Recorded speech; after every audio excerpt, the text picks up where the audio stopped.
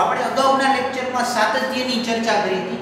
આજે આપણે સાતત્યના ZW ને લગતા પ્રશ્નોની ચર્ચા કરવા જઈ રહ્યા છીએ.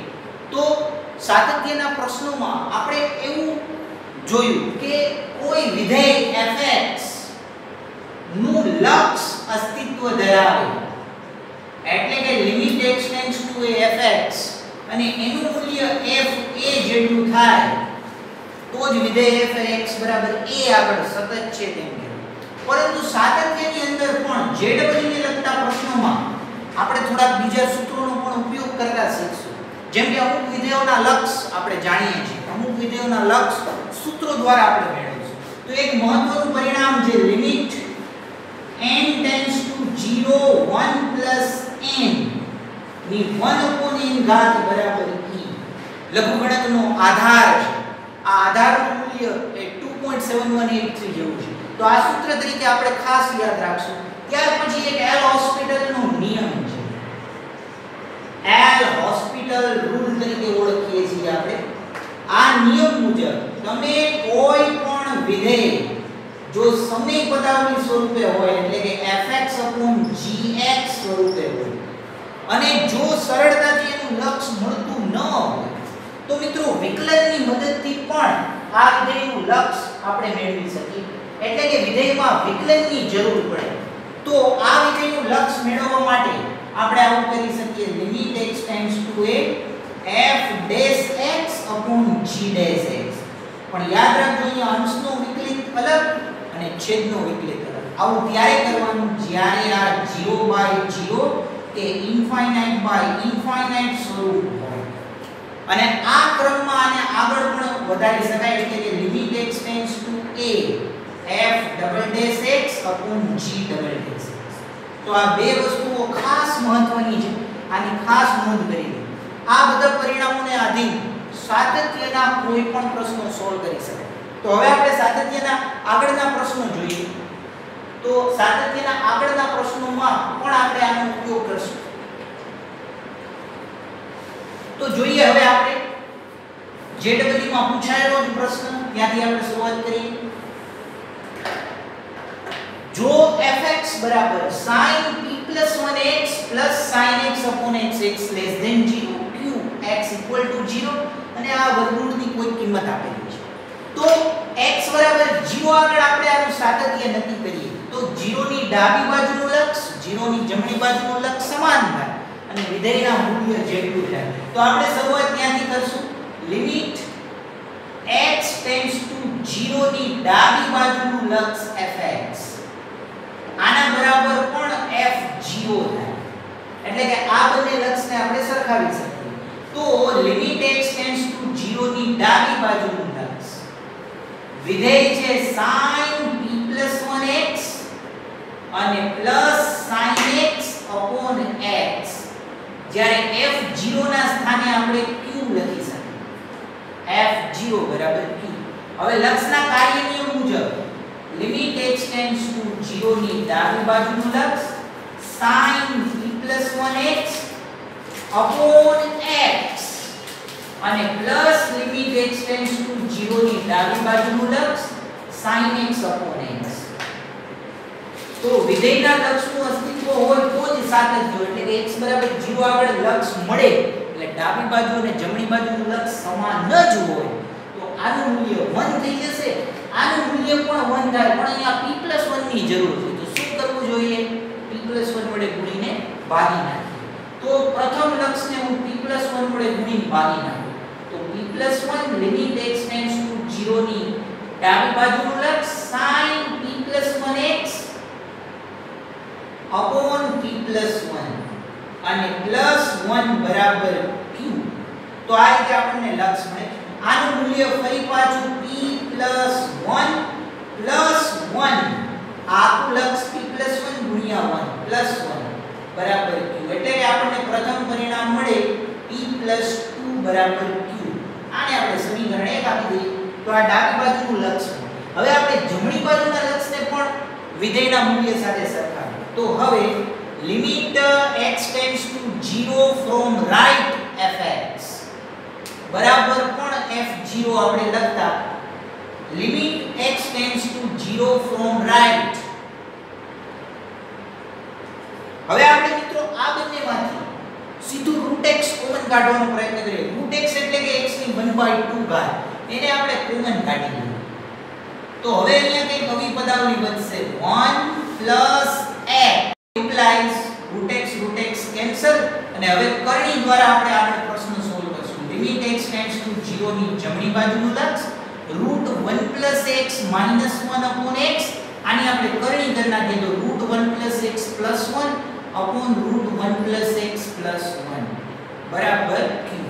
તો હવે પ્રશ્નમાં કઈ ખાસ રહેતું નથી. Limit x tends to 0 plus, હવે ખૂબ ઝડપથી અહીંયા ગણતરી કરવાની. √1 x - 1 ગુણ્યા √1 x + 1 a - b a + b a² - b² મુજબ આ બંનેનો ગુણાકાર 1 x 1 * 1 1 માઈનસ નિશાની x * √1 x + 1. આ ગણતરી ખૂબ ઝડપથી કરવી પડશે. 1 1 કેન્સલ, x પણ સીધું કેન્સલ કરતા ડાયરેક્ટ લક્ષ મૂકી શકીએ, કારણ કે સીધી સુરેખ સમીકરણ છે જે વર્ગમૂળમાં છે જેનું લક્ષ મળે. તો 1 / √1 + 1 બરાબર q. તો મિત્રો q ની કિંમત સોરી 1 + 0, તો 1 + 1 એટલે 2, 1/2. q ની કિંમત સીધી મળી ગઈ 1/2. 1/2 સીધું ઓપ્શનમાં ચેક કરી નાખીએ તો a અને b બે સમાન ઓપ્શન છે જેની કિંમત 1/2. હવે તમારે p મેળવવો હોય તો સમીકરણ 1 માં q ની કિંમત મૂકી દેવી. તો માટે સમીકરણ 1 પરથી તો સીધું p મળી જશે. તો સમીકરણ 1 પરથી p + 2 બરાબર q ની કિંમત આપણે સીધી 1/2 મૂકી. તો આમ તો સીધી ખબર પડી જવી જોઈએ. જેડબલ્યુ ના વિદ્યાર્થીઓને ડાયરેક્ટ ખ્યાલ આવી જાય આ બાજુ મોટું પદ હોય સામેની બાજુ નાનું પદ હોય તો જવાબ ઋણ જ આવે. તો ઋણ હોય એવો એક જ જવાબ છે. તમે જોઈ શકો તો -3/2 1/2. તો પરીક્ષામાં સીધી ગણતરી કરવાની પછી જરૂર નથી. આટલી ઝડપ તો તમારે રાખવી પડશે તો જ તમે ઝડપથી દાખલો સોલ્વ કરી શકો. તો માટે p બરાબર સીધું ગણતરી કરો તો પણ એક થાય 1/2 - 2 p બરાબર -3/2. તો આ જેડબલ્યુ માં પૂછાયેલો પ્રશ્ન. તો p બરાબર -3/2, q બરાબર 1/2 આપણો સાચો જવાબ છે. તો મિત્રો આમ ખૂબ ઝડપથી પરીક્ષાની અંદર દાખલો જો તમે જોઈને જ ગણી શકો તો સ્ટેપ મૂકવાની જરૂર નથી. સીધું સૂત્ર આપણા મગજમાં હોય તો sin θ / θ1 ડાયરેક્ટ ખ્યાલ આવી જાય 1/p + 1 એટલે p + 1 વડે ગુણી ભાગવાનું. તો આનું લક્ષ સીધું p + 1, આનું લક્ષ 1, p + 2 બરાબર q. તો તમે સીધું આ પરિણામ સાથે આવે છે. એટલે કે આ ગણતરી સીધી મગજમાં કરવાની. અહીંયા પણ તમારે મગજમાં જ ગણતરી કરવાની. √x સીધું કોમન નીકળીને કેન્સલ, બાકી વધે એમાં કરણી એટલે તરત ખ્યાલ આવી જાય √1 + x - 1. ફરી કરણી કરો તો √1 + x + 1 વડે ગુણતા √x કેન્સલ અને 1 + 1 2 અને 2 સીધા છેદમાં મળી જાય 2 બરાબર 1. તો આ રીતે ખૂબ ઝડપથી પણ ગણતરી કરી શકે. ત્યાર પછીનો પ્રશ્ન એ પણ સાતત્ય ઉપર જ આધારિત છે. તો સાતત્યનો બીજો પ્રશ્ન જોઈએ જેમાં તમને વિધેય લઘુગણક સ્વરૂપે એટલે કે મિશ્રણ આપેલું છે. યાદ રાખો આપણે ગુજરાત બોર્ડના દાખલા ગણ્યા ત્યારે આવા એક મિશ્રણ વાળા પ્રશ્નો જોયા નથી કે જેમાં સૂત્રોનો પણ ઉપયોગ થાય અને સાતત્યની અંદર બે પરિણામોના લક્ષ મેળવવા પડે. હવે જો આને ટ્રીક થી કેમ સોલ્વ કરે સૌથી પહેલા આપણે ટ્રીક સમજીએ. તો સૌથી પહેલા તમને ખ્યાલ આવી જવો જોઈએ પાર એ વિધેયની કિંમત છે sin θ / θ ટેન્ડ્સ ટુ 0. લક્ષ મુજબ જવાબ 1 આવે. લઘુગણકમાં ઘાત આગળ જાય, ઘાતને પાછળ ઉપર લઈ જઈ શકાય. અહીંયા સૂત્ર છે તમને આ ત્રણ બાબત સીધી મગજમાં આવી જોઈએ. અહીંયા સૂત્ર sin θ / θ1 લઘુગણકમાં ઘાત. આ ત્રણ મહત્વના મુદ્દા છે જેના આધારે આપણે આનું લક્ષ સરળતાથી મેળવી શકીએ. તો અહીંયા પણ સાતત્ય હોવાથી સીધી શરૂઆત આ રીતે કરશું. Limit x tends to 0 fx બરાબર f0. સાતત્ય હોવાથી આપણે આ પરિણામ લખી શકીએ. તો માટે લિમિટ x ટેન્ડ્સ ટુ 0. હવે ફટાફટ ગણતરી કરવી હોય તો જેની જરૂર છે એને ગુણતા છે. સામાન્ય નિયમને અનુસરીએ જેની જરૂર હોય એને આપણે ગુણતા જઈએ. તો આપણું સૌથી પહેલું સૂત્ર અંશમાં જ છે લિમિટ h ટેન્ડ્સ ટુ 0. ધોરણ 11 માં ભણી ગયા એ સૂત્ર e⁻ -1/h. મિત્રો આ સૂત્રો તો બધા યાદ જ હોવા જોઈએ. આના માટેની કોઈ શોર્ટકટ નથી. તો આનો આધાર સીધો log e આધારી એટલે કે 1 જવાબ આવે. તો તમે આને સીધું સરખાવો તો e⁻x - 1/x ની જરૂર છે. એટલે કે અહીંયા x ની જરૂર છે. x એટલે કે x² ની જરૂર છે. તો x² વડે ગુણીને ભાગી નાખીએ. તો અંશને x² વડે ગુણીને ભાગી નાખીએ. તો આ સૂત્ર બની ગયું. હવે છેદમાં પણ sin x/k આપેલા છે. તો sin θ upon θ એટલે ત્યાં પણ x/k ની જરૂર છે. તો અહીંયા પણ આપણે એવું કરીએ x/k વડે ગુણીએ અને x/k વડે ભાગી નાખીએ. જો આપણે ગુજરાત બોર્ડનો પ્રશ્ન સોલ્વ કરતા હોઈએ તો આપણે એક સ્ટેપ લખવાનું, પણ જેડબલઈ નો જ્યારે પ્રશ્ન સોલ્વ કરતા ત્યારે એક સાથે 3 સ્ટેપ ભેગા કેમ લખવા એ ખાસ જોઈ લઈએ. તો આ રીતે આપણે કરી નાખશું. હવે બાકી વધ્યું એ લઘુગણકીય વિધેય છે. આ થોડું અઘરું વિધેય છે એટલે અહીંયા લઘુગણકના નિયમોનો ઉપયોગ કરવો પડશે. આ વિધેય આવે એટલે હંમેશા આપણે થોડું સાવધાન થઈ જવાનું, કારણ કે આ વિધેય વિશે આપણે બહુ જાણતા નથી. બાકીના દરેક વિધેયોના આલેખથી આપણે ખૂબ પરિચિત છીએ એટલે ખ્યાલ છે શું કરવાનું. જ્યારે અહીંયા માત્ર ને માત્ર લઘુગણકના ગુણધર્મનો ઉપયોગ કરશું તો અહીંયા 2 ને આગળ લઈ જઈએ તો 2 log 1 x/4 આ રીતે આપણે લખી નાખીએ ને સામે છે 12. તો આ રીતે બધી પદાવલીઓ એક સાથે મેળવી શકાય. હવે આપણે જેટલા લક્ષ મળી ગયા એના મૂલ્યો મૂકતા જાય એટલે આપણને નડતા બંધ થાય, કારણ કે હવે આ પદાવલી જોતા બહુ જ વિચિત્ર અને ખૂબ મોટી લાગે છે. તો જેટલા પદો કેન્સલ થાય એટલે કરવા માંડીએ. જેમ કે x કેન્સલ, છેદનો છેદ k અંશમાં જશે તો limit x tends to 0 k ને અંશમાં લઈ જાવ આ k એટલે સૂત્ર તરીકે આપણે લખ્યું. ત્યાર પછી આ સૂત્ર બની ગયું 1.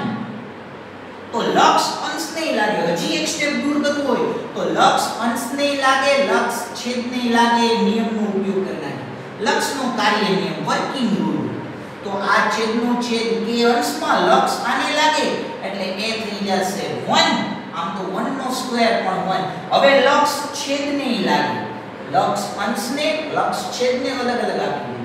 તો લક્ષ છેદને લાગે તો લિમિટ x ટેન્ડ્સ ટુ 0 ફરી પાછું સૂત્ર sin θ ના છેદમાં θ ટેન્ડ્સ ટુ 0 જવાબ આપણો હંમેશા 1 આવે. પણ x/k ટેન્ડ્સ ટુ 0 કરી નાખીએ. x ટેન્ડ્સ ટુ 0 તો x/k પણ ટેન્ડ્સ ટુ 0. આ લક્ષ આને લાગ્યું આ પણ સૂત્ર 1. હવે માત્ર લઘુગણકીય ખતરનાક વિધેય બાકી રહ્યું. તો લઘુગણકીય વિધેયનો નિયમ છે કે લક્ષ જો લઘુગણકને લાગે તો આ લઘુગણક એવું પાવરફુલ વિધેય છે લોગની લક્ષની પણ બહાર નીકળી જાય એટલે ગુણ્યા 2 અચળ 12 અચળ લઘુ લક્ષની બહાર લઘુગણક લક્ષને અંદર ખેંચી લે છે એટલે log 12 limit x tends to 0 1 x/4. તો આ સ્ટેપ સૌથી મહત્વનો. તો અહીંયા મેં એક સાથે 2-3 સ્ટેપ ભેગા લખી દીધા. આ ખૂબ ઝડપથી કરવાનું કામ છે. આ બાજુ તો 12 આપેલા છે. હવે અંશમાં અચળ એટલે કે k, છેદમાં આનું લક્ષ 1. તો પદ હવે મંડ્યા સૂત્ર દ્વારા છૂટા પડો. હવે સૌથી ખતરનાક વિધેય બાકી છે. અહીંયા તરત સૂત્ર યાદ આવવું જોઈએ કે ભાઈ limit n tends to 0 1 n raise to 1/n.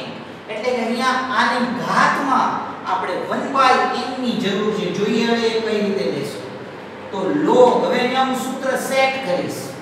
તો સેટિંગ કરતા શીખીએ. Limit n tends to 0 1 n અને એનું વ્યસ્ત એટલે કે 4 ના છેદમાં x આપણે જોઈશે. પણ આપણે જાણી લ્યા કે આપણે ધોરાજી તો જેની આમ કોઈ પણ ઘાતને ઉપર મૂકી ન શકાય. જો ઉપર મૂકવી હોય તો ગુણ્યા ફરી પાછી આ ઘાતને દૂર કરી નાખીએ એટલે કે આની ઘાતમાં x/4 કરી નાખીએ. તો x/4 કરવાથી શું થાય? તો આપણે એવું કહી શકીએ કે 4 કેન્સલ, x કેન્સલ, 1 x/4 છે. હજી અહીંયા એક અંશમાં x પણ બાકી છે. x² અને આ બાજુ આપણને મળે છે 12. ફરી પાછું આગળ વધીએ તો માટે kx અંશમાં છેદમાં 2 log. મિત્રો આનું લક્ષ e થઈ જશે એટલે કે e આની ઘાતમાં x/4 અને આના બરાબર k એટલે કે 12. તો આ રીતે આપણને પરિણામ મળશે. હવે આપણે આગળ વધીએ તો આનું સાદુરૂપ આપી નાખીએ. તો kx upon 2 x/4 આગળ જશે અને લઘુગણક અહીંયા આપણને log e આધાર e અને આનું મૂલ્ય મળશે 12. ત્યાર પછી x કેન્સલ કરતા છેદનો છેદ અંશ એટલે 2 ના છેદમાં 1 એટલે 2k/1 = 12 એટલે માટે k ની કિંમત આપણને 6 મળે છે. તો આ રીતે k ની કિંમત અહીંયા 6 મળશે. તો k નું મૂલ્ય એ 6 મળશે. તો આ રીતે સાતત્યના પ્રશ્નો લઘુગણકની મદદથી પણ સોલ્વ કરી શકાય. પણ આ થોડા અઘરા દાખલામાંનો સમાવેશ થશે. લઘુગણકના જેટલા પ્રશ્નો હોય દરેક પ્રશ્નોમાં મિત્રો ખાસ યાદ રાખવું લક્ષ એ લઘુગણકની બહાર જશે અને ત્યાર પછી એનું મૂલ્ય મેળવવામાં આવે. તો આ રીતે સાતત્યના જેટલા પણ પ્રશ્નો છે એ દરેક પ્રશ્નમાં લઘુગણકનો ઉપયોગ કરી અને ત્રિકોણમિતિય વિધેય સાથે એને મેચ કરી શકાય. તો આનો એક તમે સ્ક્રીનશોટ લઈ લેજો. આ ખૂબ અગત્યની માહિતી છે. તો હવે સાતત્યના કોઈ પણ પ્રશ્નોને તમે સરળતાથી સોલ્વ કરી શકો. ખાસ તો આની ટ્રીક સમજવાની છે કે જેમાં તમે ઝડપથી પદો સેટ કરી શકો, પદોને સૂત્ર સ્વરૂપે મેળવી શકો. એના માટે જરૂરી છે કે બધા સૂત્રોનું વારંવાર રિવિઝન થવું. જો સૂત્રોનું રિવિઝન ન થાય તો તમને ટાઈમે સૂત્ર યાદ નહીં થાય. હવે આપણે સાતત્યનો થિયરિકલ પણ ક્વેશ્ચન જોઈ લઈએ જે છેલ્લે જેડબલ્યુ માં પૂછાયેલો છે. તો એ પ્રશ્ન તરફ આપણે આગળ વધીએ. વિધેય અને સાતત્ય એને જો મિક્સ કરવામાં આવે તો થોડા ઇન્ટરેસ્ટિંગ પ્રશ્નો બને. s એ કોઈ ગણ છે એ વિધેય fx બરાબર minimum value of sin x અને cos x આ રીતે એક ગણ આપેલો છે. એ અંતરાલ -π થી π માં જે બિંદુઓએ વિકલનીય નથી, યાદ રાખો વિકલનીય નથી એમ પ્રશ્ન આપ્યો છે. આને થિયોરિકલ પ્રશ્ન કહેવાય. અહીંયા સૂત્રોની જરૂર ન પડે. અહીંયા તમારી પાસે વિકલનીય અને સાતત્ય વિધેયોનું જ્ઞાન હોવું જરૂરી છે. તો તે બિંદુઓનું ગણ છે, તેનું બિંદુ ગણ છે. આપણો પ્રશ્ન હવે કંઈક આવો છે. તો S સબસેટ ખાલી જગ્યા S એ કયા ગણનું ગણ છે? ઓપ્શન -3π/4 -π/4 +3π/4 અને +π/4. તો ઓપ્શન પરથી થોડી ઘણી ખબર પડી જવી જોઈએ. ત્યાર પછીનો ઓપ્શન છે -3π/4 +3π/4. હું ટૂંકમાં લખી નાખું ±3π/4 ±π/2 એટલે કે +π/2 -π/2 બંને કિંમતો આપણે સાથે દર્શાવી છે. ત્યાર પછીની કિંમત છે ±π/2 અને ±π/4 અને છેલ્લું છે એ છે 0 અને ±π/4. આ પ્રશ્ન જેડબલ્યુ 2019 માં પૂછાયેલો પ્રશ્ન.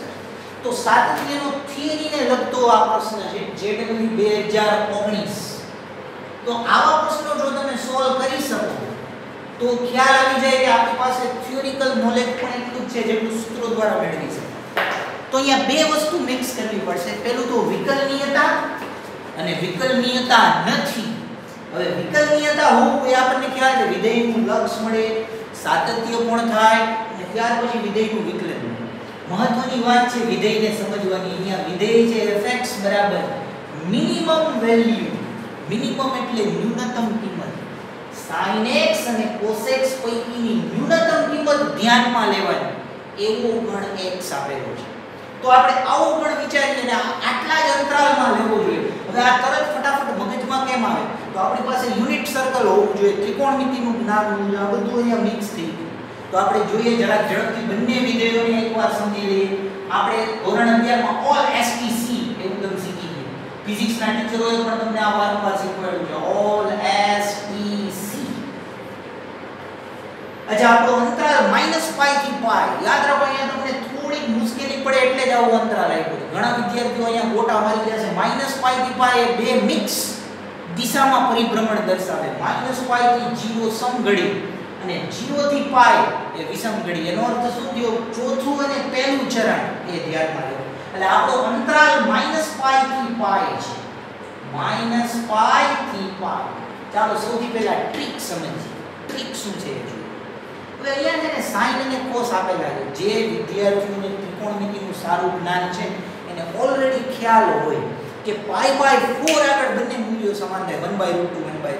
તમે 10મા ધોરણથી શીખી ગયા. સાઈન 45 પણ 1/√2 થાય, કોસ 45 પણ 1/√2 થાય. અને મિત્રો આ જ મૂલ્ય આગળ જતા 3π/4 આગળ પણ ભેગા થશે.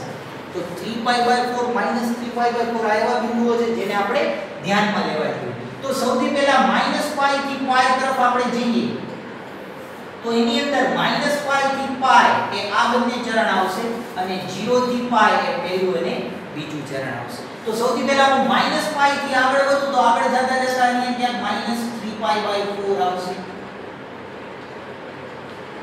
-π/4 એવું પણ તમે કહી શકો. પછી હજી તમે આગળ જાશો એટલે હજી તમને અહીંયા -π/4 એવું પણ જોવા મળશે. -π/4 પછી આગળ જાશો તો -3π/4 અને આગળ જાશો તો -π. એટલે બધામાં -π/4 એડ થતા રહેશે. આગળ આ બાજુ ગયા તો અહીંયા આપણને ક્યાંક π/4 જોવા મળશે અને ત્યાર પછી આગળ ક્યાંક જશું તો 3π/4 જોવા મળશે.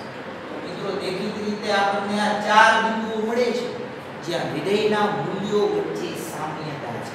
હવે વાત રહી ઓલ STC ની, તો તમને ખ્યાલ હોવો જોઈએ સાઈન અને કોસ કયા ચરણમાં વધતું અને કયા ચરણમાં ઘટતું વિધેય. તો તમને ખ્યાલ છે પ્રથમ ચરણમાં સાઈન વધતું, બંનેના આલેખ તમારી નજર સમક્ષ હોવા જોઈએ. બંનેના આલેખ ફટાફટ દોરવું જોઈએ. પણ આ આલેખો હંમેશા મગજમાં છાપી મારવાના તો દાખલો થશે ઝડપથી. પહેલા સાઈન વિધેયનો આલેખ આ રીતે 0 થી π વચ્ચેનું આલેખ દોરીશ, ધ્યાન રાખજો. તો સાઈન વિધેયનો આલેખ છે. કોસ વિધેયનો આલેખ આને ઓળંગીને પસાર થતો આલેખ છે. તો કોસ વિધેયનો આલેખ એ કંઈક આવો દર્શાવશે 0 થી π/2 તો cos π/2 1 થઈ જશે અને π આગળ આવતા cos π -1. તો આ રીતે કોસ વિધેયનો આલેખ. અને એવી જ રીતે આ સાઈડ પણ cos વિધેયનો આલેખ તમે આ રીતે દોરી શકો છો. તો આ રીતે cos વિધેયનો આલેખ થશે. હવે પ્રથમ ચરણમાં જોઈએ તો cos x પ્રથમ ચરણમાં 0 થી π/4 વચ્ચે cos x મોટા છે. બરાબર ધ્યાનથી જોજો, π/4 સુધી cos x મોટા છે. પછી π/4 થી લઈ અને છેક 3π/4 સુધી, આમ તો તમે છેક 3π/4 સુધી ચાલ્યા જાવ ત્યાં સુધી બધે સાઈન વિધેય જ મોટું છે. અને 3π/4 થી π સુધી પણ આગળ જતા સાઈન વિધેય જ મોટું છે. જમણી બાજુનો આલેખ અને ડાબી બાજુનો આલેખ ચેક કરો તો ત્યાં પણ તમને એવું જોવા મળશે. અહીંયા ક્યાંક તમને -π/4 જોવા મળશે. આગળ ચાલો તો અહીંયા ક્યાંક -3π/4 જોવા મળશે. તો આ રીતે બે વિધેયો અહીંયા ભેગા થાય છે.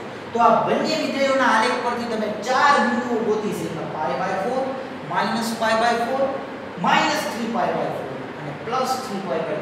આવો એક જ ઓપ્શન છે. તો આ ટ્રીક થઈ ગઈ, દાખલો ગણવાની જરૂર નથી. જો તમારી પાસે થિયોરિકલ નોલેજ હોય તો આવા અઘરા પ્રશ્નો ટ્રીક દ્વારા ફટાફટ સોલ્વ કરી શકો.